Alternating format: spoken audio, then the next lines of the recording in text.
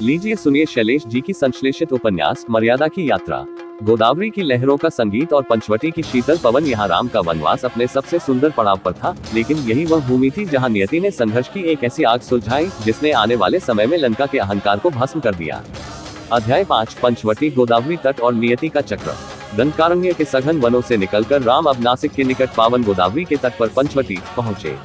70 के दशक की पौराणिक फिल्मों में पंचवटी के दृश्यों को हमेशा हरियाली और शांति का प्रतीक दिखाया जाता था, जहां पक्षियों के कलरव के बीच राम, सीता और लक्ष्मण का जीवन एक आदर्श गृहस्थी की तरह बीत रहा था। किंतु ये शांति किसी आने वाले बड़े तूफान का संकेत मात्र थी।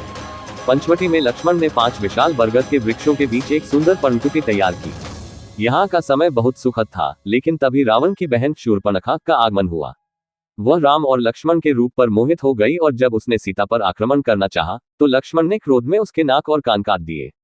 यही वह घटना थी जिसने युद्ध की नींव रखी। अपमानित होकर वह अपने भाई रावण के पास पहुंची।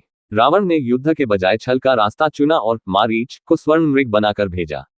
सीता उस मायावी हिरण की चमक पर मोहित हो गई और राम उसे पकड़ने के लिए उसके पीछे घने वन में चले गए।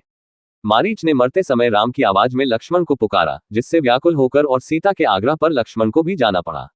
जाने से पहले उन्होंने कुटिया के चारों ओर लक्ष्मण रेखा खींची, किंतु रावण ने एक साधु का वेश धरकर सीता का अपहरण कर लिया। जब राम वापस लौटे तो कुटिया सूनी थी। राम का विलाप और सीता की खोज में उनका दर दर भटकना भारतीय साहित्य की सबसे मार्मिक घटनाओं में से एक है। पंचवटी ने देखा कि कैसे एक क्षण का मोह और छल पूरे जीवन की दिशा बदल सकता है। पंचवटी की वह कुटिया अब केवल स्मृतियों का हिस्सा थी। राम और लक्ष्मण अब वीर और योद्धा के रूप में दक्षिण की ओर चल पड़े।